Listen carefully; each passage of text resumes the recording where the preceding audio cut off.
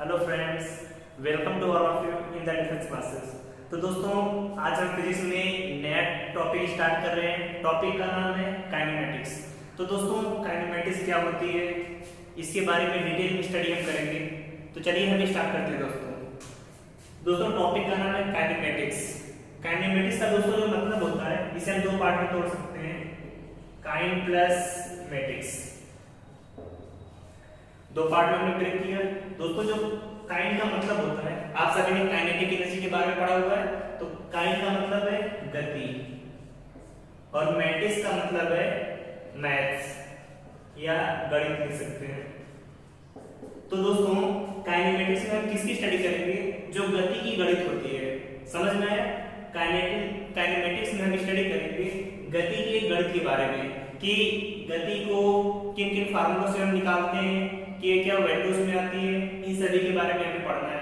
तो दोस्तों, काइनेमेटिक्स का मतलब समझ में आया, गति की गणित। अब हम डिफिनीशन पे देखें तो डिफिनीशन इसकी होती है study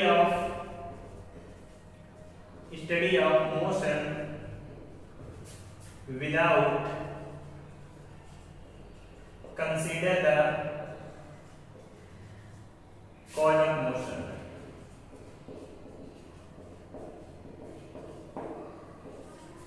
study of motion without consider the cause of motion. इसका मतलब क्या है? गति का अध्ययन बिना गति के कारण का पता किए हुए।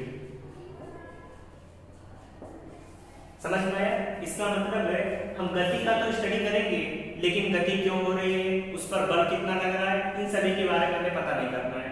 हमें सिर्फ किस चीज का पता करना है कि गति हो रही है, तो उसके बारे में स्टडी करनी है। तो दोस्तों, काइनेमेटिक्स का मतलब समझ में आया, study of motion without consider the cause of motion. गति का कारण क्या है, उसके बारे में हमें पता नहीं करना है, सिर्फ गति के बारे में स्टडी करना है। और काइनेमेटिक्स में हमें क्या करना है? गति की गणित के बारे में स्टडी करना है। तो दोस्तों, अब हम पढ़ेंगे कि काइनेमेटिक्स में क्या क्या आता है, जहां पर हमें गति के कारण का पता नहीं होना चाहिए। तो दोस्तों, काइनेमेटिक्स में तीन पार्ट आते हैं। पहला आता है कि वन डायमेंशनल मोशन,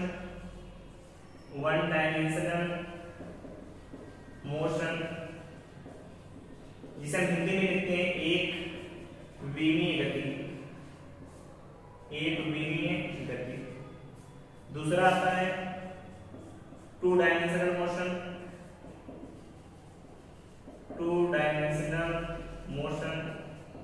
जिसे हम हिंदी में कहते हैं द्विविमीय गति। तीसरा आता है थ्री डायमेंशनल मोशन,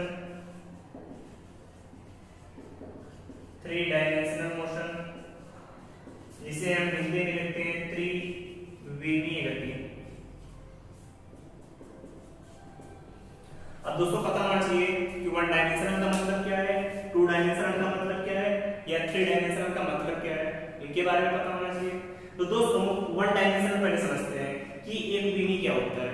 तो दोस्तों, वन डायमेंशनल का मतलब होता है सिर्फ एक दिशा में, जहां पर हमारी गति होगी, लेकिन सिर्फ एक दिशा में, चाहे ऊपर जा रहे हो चाहे सीधे जा रहे हो, लेकिन दिशा कैसी होनी चाहिए? सिर्फ एक दिशा में। एग्जाम्पल आप इसका लिखें तो एग्जाम्पल कहां पर होगा? जैसे ऊर्ध्वाधर गति, इसे हम कह सकते हैं वर्टिकल मोशन, या सीधी रेखा में गति,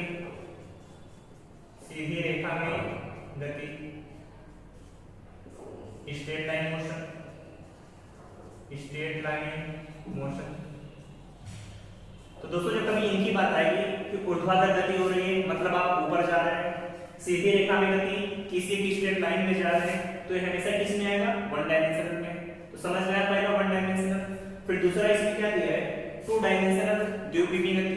तो इसका दूसरे का एग्जांपल यहां से लिखते हैं। अब दोस्तों, आप सभी ने प्रक्षेप्य गति, प्रोजेक्टाइल मोशन के बारे में पढ़ा है। तो प्रोजेक्टाइल मोशन में क्या होता है? हम किसी चीज को ऐसे फेंकते हैं, तो देख रहे हैं तो सीधे तो जा ही रहा है लेकिन साथ में ऊपर भी जाता है।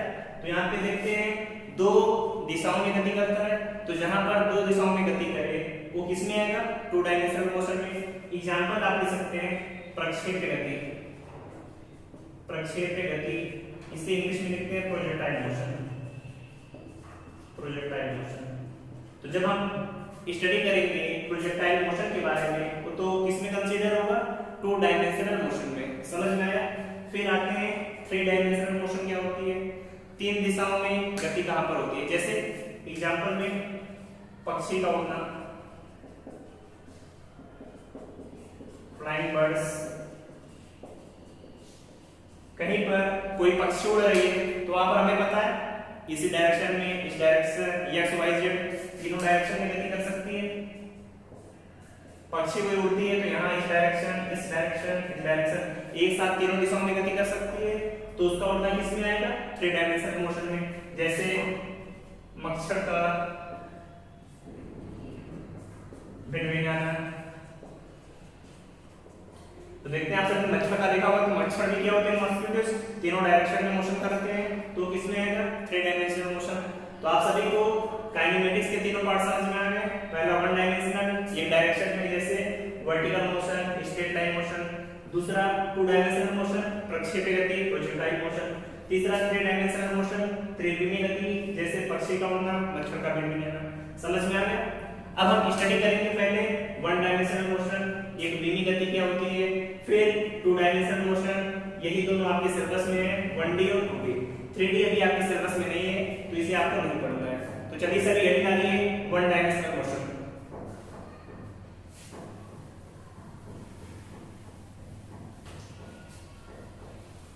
वन डायमेंशनल मोशन,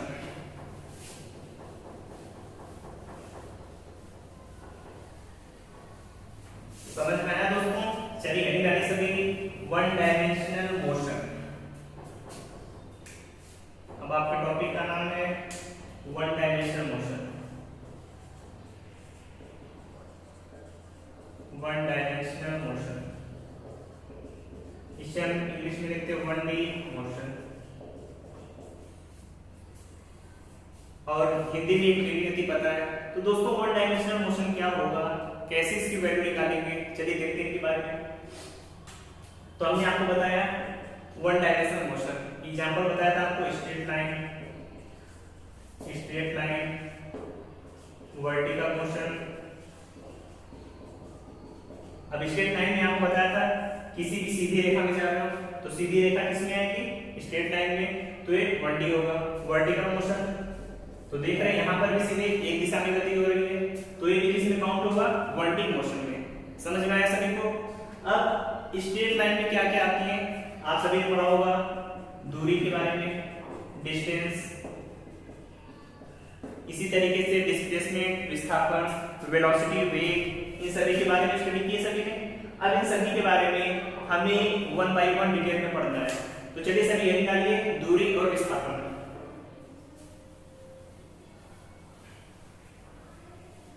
एक तरफ हेडिंग डालिए सभी, दूरी लिखते हैं, डिस्टेंस, दूसरा विस्थापन, डिस्प्लेसमेंट। कि डिस्टेंस क्या होती है, डिस्प्लेसमेंट क्या होता है, इन सभी के बारे में पढ़ना है। तो दोस्तों जो पहला पॉइंट आपको पता होना चाहिए कि दूरी क्या होती है, अदिश राशि होती है, अदिश राशि, स्केलर क्वांटिटी। याद रहेगा सभी को, दूरी कैसी राशि है, अदिश राशि, स्केलर क्वांटिटी। विस्थापन कैसी राशि है, सदिश राशि, वेक्टर क्वांटिटी। समझ में आया, स्केलर क्वांटिटी और वेक्टर क्वांटिटी। फिर आते हैं दूरी होती क्या है। तो दूरी का दोस्तों मतलब होता है किसी भी समय में जो रास्ता आप चलते हैं या जो मार्ग की लंबाई होती है वही क्या होती है, दूरी। तो नोट कर लीजिए, किसी समय में तय किया गया पथ दूरी कहलाता है। समझ में आया? किसी भी समय में तय किया गया पथ वही क्या होगा, दूरी कहलाता है। इसे लिख सकते हैं इंग्लिश में पाथ लेंथ, कि जो रास्ते की लंबाई होती है वही दूरी होती है। अब बात करें विस्थापन की, तो विस्थापन का मतलब होता है न्यूनतम दूरी, न्यूनतम तय की गई दूरी। इंग्लिश में लिख सकते हैं शॉर्टेस्ट डिस्टेंस, कि कहीं पर आपको जाना है, उसका जो सबसे छोटा रास्ता होगा वही क्या होगी, डिस्प्लेसमेंट, विस्थापन। चलिए एग्जांपल से समझते हैं। सपोज करिए आपको ए पॉइंट ए है, ए पॉइंट बी है, यहां से यहां पे आपको बी पे जाना है, ए से बी पर। तो आप ए से बी पर इस रास्ते से जा सकते हैं, रास्ता आपके पास। ए से बी तक आप ऐसे भी जा सकते हैं, और ए से बी तक आप ऐसे भी जा सकते हैं। तो सपोज करिए 1 है, 2 है, 3 रास्ते ए से बी तक के जाने के लिए। तो पूछी जाए दूरी, तो दूरी ए से बी तक जाने के लिए दूरी आपकी ए भी होगी, ए से बी तक जाने के लिए दूरी ए भी होगी, ए से बी तक जाने के लिए दूरी 3 भी होगी। तो दूरी तो आपके 3 है, लेकिन अगर कोई पूछे विस्थापन, विस्थापन क्या होगा, सिर्फ 1 होगा, कि यहां से यहां तक जाने के लिए सबसे छोटा रास्ता तो ये ए से बी तक ए के रास्ते से चले गए। तो विस्थापन क्या होगा, जो 1 का रास्ता है और डिस्टेंस कितनी आएगी, ए बी के बराबर हो जाएगी। समझ में आया सभी को, कि जो ए से बी तक जाने का सबसे छोटा रास्ता होगा वही क्या होगा, विस्थापन। और ए से बी तक जाना है तो जितने भी रास्ते हैं हर रास्ते की दूरी अलग अलग होगी। तो यहाँ से एक चीज आपको समझ में आ रही होगी कि दूरी का मान हमेशा विस्थापन से या तो बराबर होगा या तो फिर ज्यादा होगा। समझ में आया? जो दूरी होती है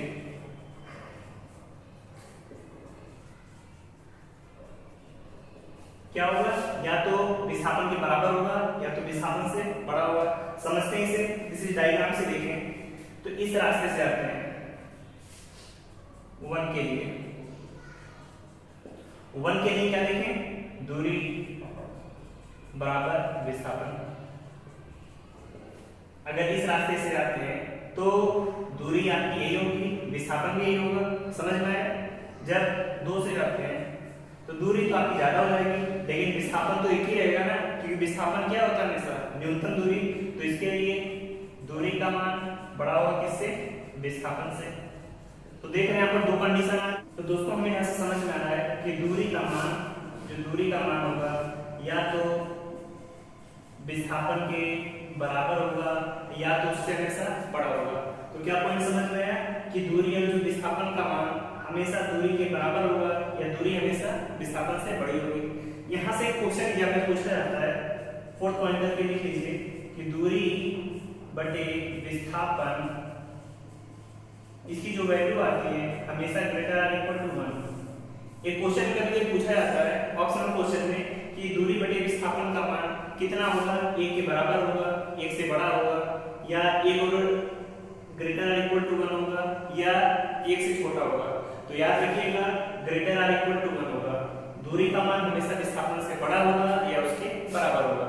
तो समझ में आ गया सभी को दूरी और विस्थापन के बारे में। चलिए इस पर एक क्वेश्चन लेते हैं और क्वेश्चन को सॉल्व करते हैं।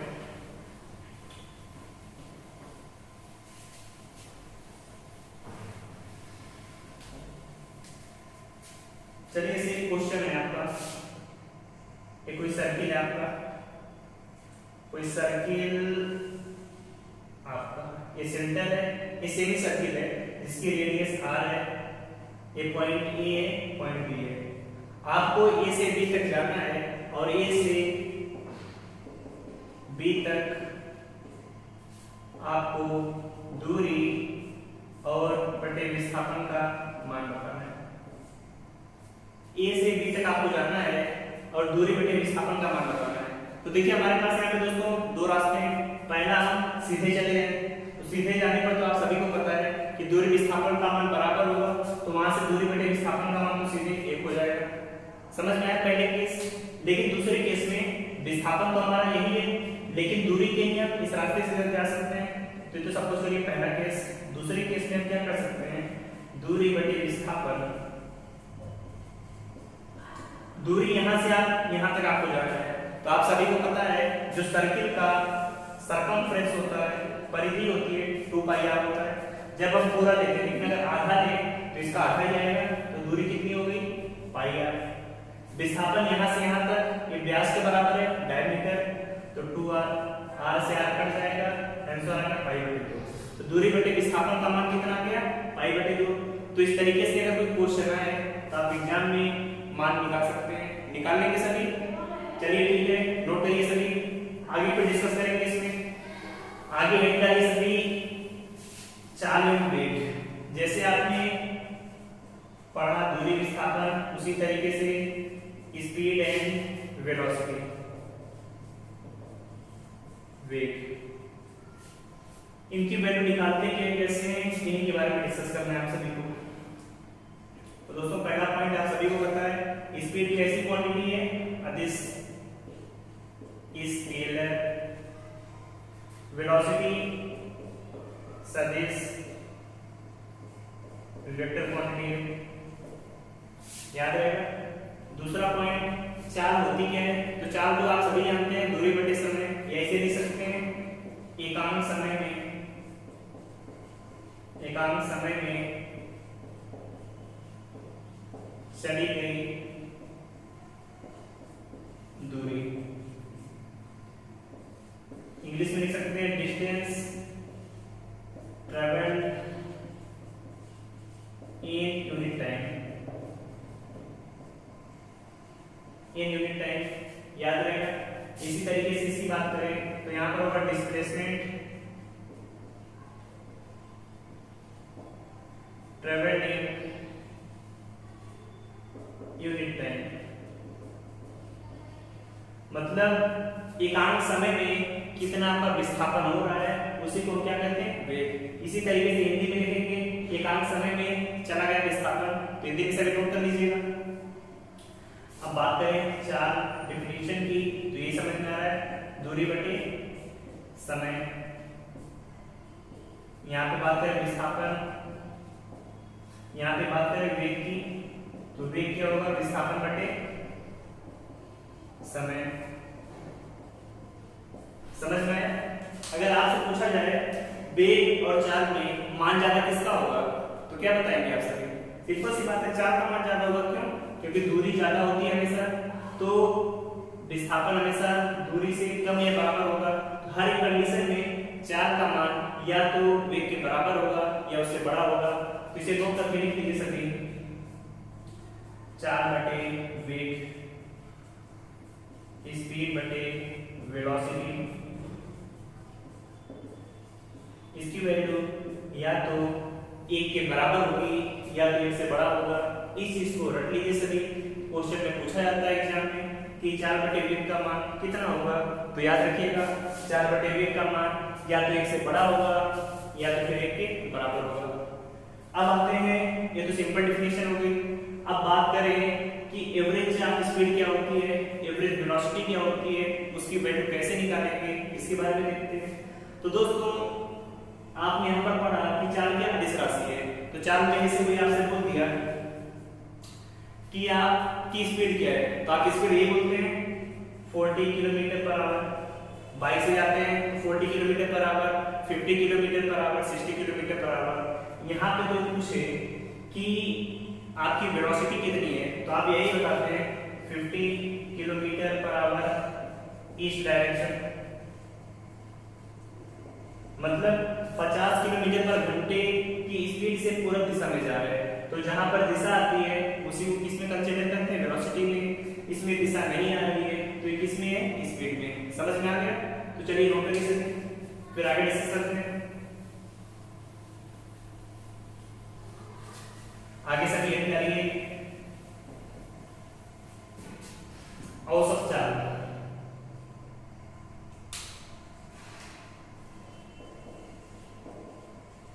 एवरेज स्पीड, औसत चाल।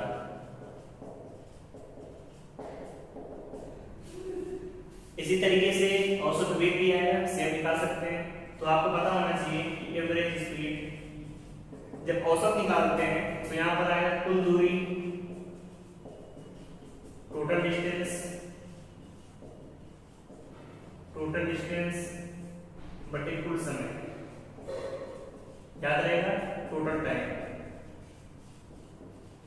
इसके क्वेश्चन एग्जाम में पूछे जाते हैं कि एवरेज स्पीड निकालिए, एवरेज स्पीड की वैल्यू कैसे निकालेंगे, टोटल डिस्टेंस बटे टोटल टाइम। तो इसमें दोस्तों दो केसेस होते हैं। जो पहला केस आपको पता होना चाहिए, सभी नोट करिए। जैसे आपको ए से बी तक जाना है, तो आपने इसकी आधी दूरी एस दूरी को v1 स्पीड से तय किया है। आपको ए से बी तक जाना है, इसकी आधी दूरी को, आधी दूरी का मतलब जो भी डिस्टेंस सपोज करें 2s है, उसकी आधी दूरी को आपने v1 स्पीड से तय किया। बाकी जो दूरी है s, उसे आपने v2 स्पीड से तय किया। मतलब दूरी का मान क्या है, समान है, और स्पीड आपकी अलग अलग है। उस कंडीशन में अगर आपसे पूछे एवरेज स्पीड कितनी होगी, तो याद रखिएगा बिना सॉल्व किए आप लिख सकते हैं 2v1 v2 बटे v1 प्लस v2। बहुत इंपॉर्टेंट क्वेश्चन है, और एक फार्मूला एग्जाम में पूछा जाता है कई बार कि अगर s डिस्टेंस को v1 स्पीड से बाकी s डिस्टेंस को v2 स्पीड से तय करते हैं तो एवरेज स्पीड कितनी होगी, 2v1 v2 बटे v1 प्लस v2। याद रहेगा सभी को, सिंपल सा फार्मूला है, दूरी का मान क्या होना चाहिए, सेम। तो इस तरीके से निकाल सकते हैं। यहीं पर एक केस ऐसा आता है कि जब दूरी का मान समान ना हो, तब उस कंडीशन में देखिएगा दोस्तों, उस कंडीशन में जो आप वैल्यू निकालेंगे, अगर यहाँ पे आपको दिया है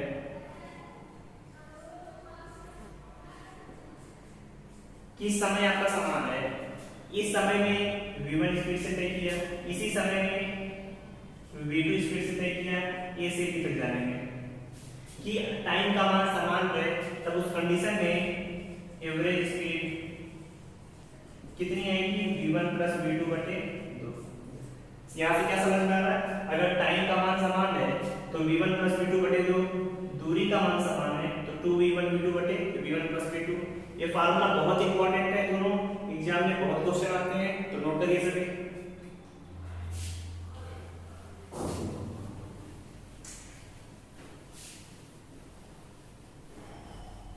आपको जब प्रैक्टिस क्वेश्चन कराएंगे तो आप इन सभी के क्वेश्चन भी आपको प्रैक्टिस कराएंगे कि कैसे एग्जाम में क्वेश्चन आते हैं। तो चलिए इसी का एक सैंपल क्वेश्चन लेते हैं। ये सब क्वेश्चन ये आपको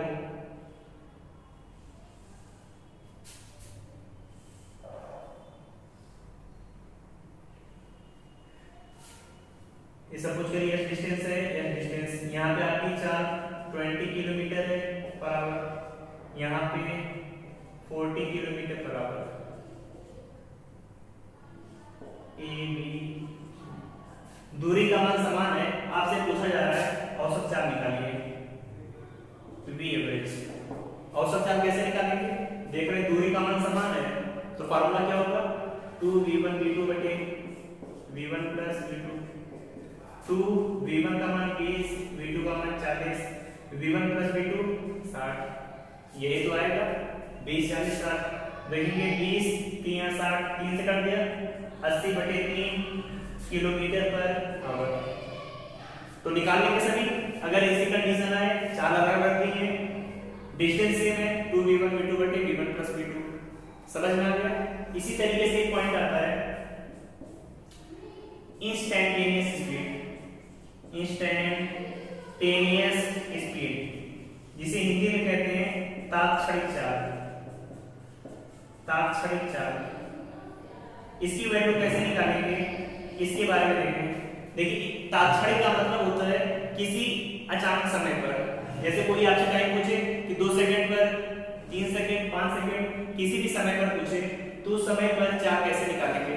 तो उस टाइम याद रखिए जो v इंस्टैंटेनियस होता है इसकी वैल्यू होती है limit delta t tends to 0। मतलब समय में बदलाव बिल्कुल नहीं होना चाहिए। उसी समय पर पूछा जाए तो लिखते हैं डेल्टा s बटे डेल्टा t। इसी को जब डिफरेंस के फॉर्म में लिखते हैं या कहे अवकलन के फॉर्म में लिखते हैं तो लिखते हैं ds बटे dt। याद रहेगा सभी को कि तात्क्षणिक का मतलब होता है जब समय में चेंज बिल्कुल ना हो, किसी एक पॉइंट पर पूछे तो डेल्टा s बटे dt, इसे लिखते हैं ds बटे dt। ये दोस्तों आपका एक पॉइंट आपने डिस्टेंस, डिस्प्लेसमेंट, वेलोसिटी, स्पीड के बारे में स्टडी किया। अब हम नेक्स्ट लेक्चर में डिस्कस करेंगे कि एक्सेलरेशन प्लॉट क्या होता है, उसकी वैल्यू निकालते कैसे हैं, उसमें बाकी और भी बहुत सारे फार्मूले हैं उनके बारे में डिस्कस करेंगे। तो दोस्तों आप सभी को फिजिक्स में किसी टॉपिक में डाउट है तो कमेंट बॉक्स में पूछिए, हम आपको उस पर जल्द से जल्द वीडियो बना के प्रोवाइड करेंगे। बाकी आप सभी चैनल को लाइक करिए, शेयर करिए, सब्सक्राइब